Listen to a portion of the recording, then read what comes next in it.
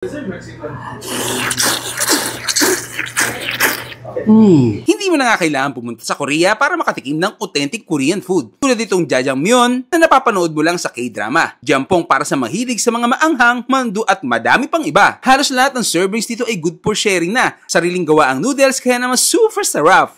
Siyempre, first to try yung kanilang jjajangmyeon o black noodles, firm and very chewy ng noodles na may onting tamis at savory sauce. Walang aftertaste like sa iba. Tapos papartneran mo pa ng tangsuyok fried pork na perfect partner ng black noodles. Pwede siyang idipo, ibuhos ang sweet and sour sauce. Jampong spicy noodles with seafood, saktong anghang nito para sa akin ha.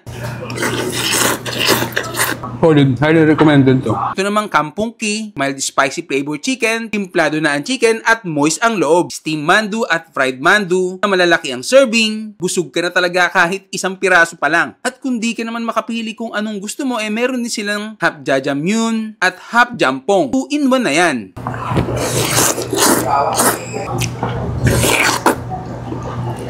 Ito nga yan sa Jangkei Korean restaurant na located sa 103 Kalayaan Avenue, Central Diliman, Quezon City. Malapit lang sa Kalayaan Plaza. Bali pagpasok mo nga lang dito sa Vargas Building, kaliwang side diretso ka lang, tapos pagpasok mo dito nandun ka na.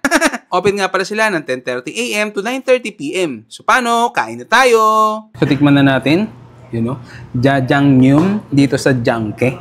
So parang hidden gem siya kasi medyo patago siya sa loob pero dinadayo talaga siya. Ito yung sikat sa kanila. Natin?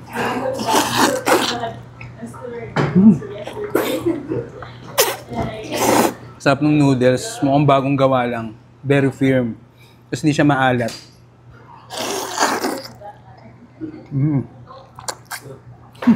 Sarap.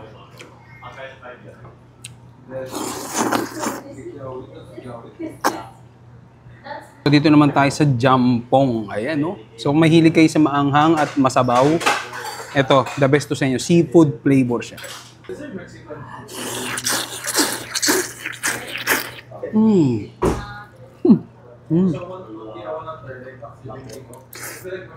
Yung sabaw niya, spicy pero very tolerable naman para sa amin.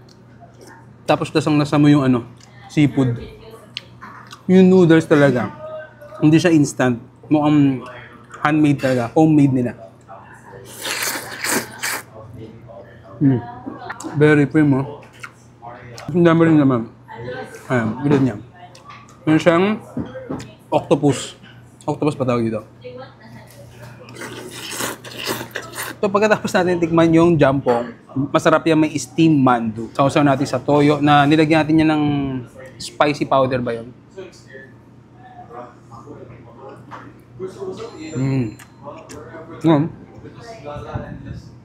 Na yung mga gulay-gulay siya sa loob. Karne. Tapos meron din silang tinatawag na fried mandu. Ayan, oh. Ayan. Try natin. Ay! Try natin.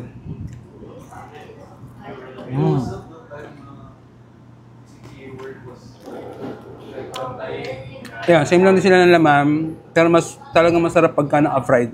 Lumalabas yung mga flavor nila, natatagong flavor. Ito naman yung kanilang tinatawag na tangsuyok. Sasabsaw siya dito. May sauce siya. Yan, angat natin. Tikme. Crispy outside. Itong sauce na to, pwede nyo itong ibuhos dito mismo sa mismong pork. Pero ako, mas gusto ko yung dinidip lang para medyo crispy pa. Ito pala yung kanilang sweet and sour. Kaya pala medyo matamis na may kasamang asim. Kasi ito naman tinatawag nilang kampongki. Sweet and spicy na chicken. Sarap. Hindi lang sa labas yung flavor niya. Hindi malalasahan mo yung juiciness pa yung chicken. Malambot. So natikman na natin lahat yung mga bestseller dito. Ayan, no? So pag nag-order pala kayo ng kahit ano dito, lagi siyang may kasamang radish, tsaka ano ba to?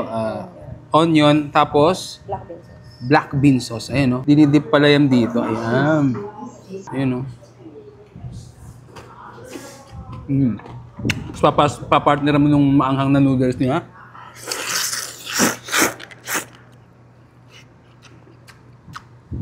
Kung may malapit lang to sa amin sa Cavite, malamang to, araw-araw tong ganito yung pagkain ko.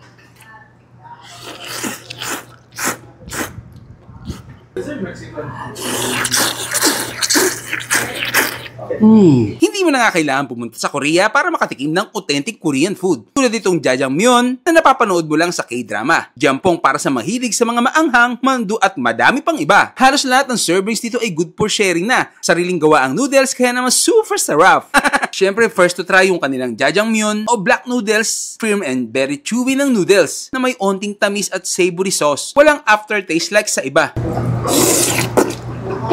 Tapos papartneran mo pa ng tangsuyok fried pork na perfect partner ng black noodles. Pwede siyang idipo, ibuhos ang sweet and sour sauce. Jampong spicy noodles with seafood, saktong anghang nito para sa akin ha. Solid, highly recommended to. Ito namang kampungki, mild spicy flavor chicken, timplado na ang chicken at moist ang loob. Steam mandu at fried mandu na malalaki ang serving. Busog ka na talaga kahit isang piraso pa lang. At kung di ka naman makapili kung anong gusto mo, meron din silang half jjajangmyeon at half jampong. 2-in-1 na yan.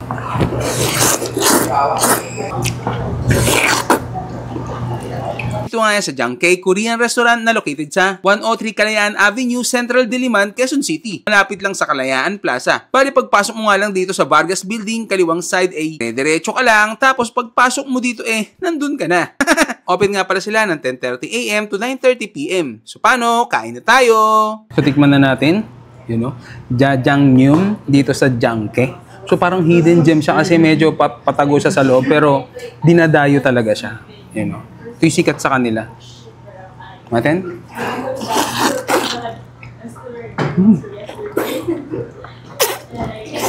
Sarap ng noodles. Mukhang bagong gawa lang. Very firm.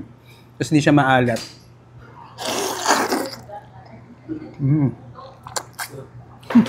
Sarap.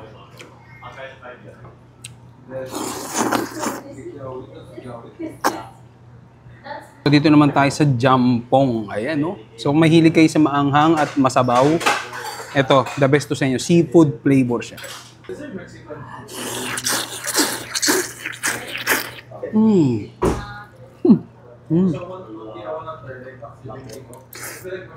Yung sabaw niya, spicy pero very tolerable naman para sa amin. Tapos lasang-lasa mo yung seafood. Yung noodles talaga. Hindi siya instant. Mukhang handmade talaga. Homemade nila. Very firm, oh. Ang dami rin naman. Ayan, gulad niya. Meron siyang octopus. Octopus pa tawag dito. So pagkatapos natin tikman yung jampong, masarap yan, may steam mandu. Sausaw natin sa toyo na nilagyan natin yan ng spicy powder ba yun?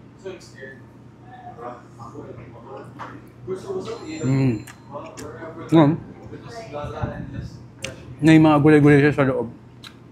Karne. Tapos meron din silang tinatawag na fried mandu. Ayan, oh. Ayan. Try natin. Ay! Try natin.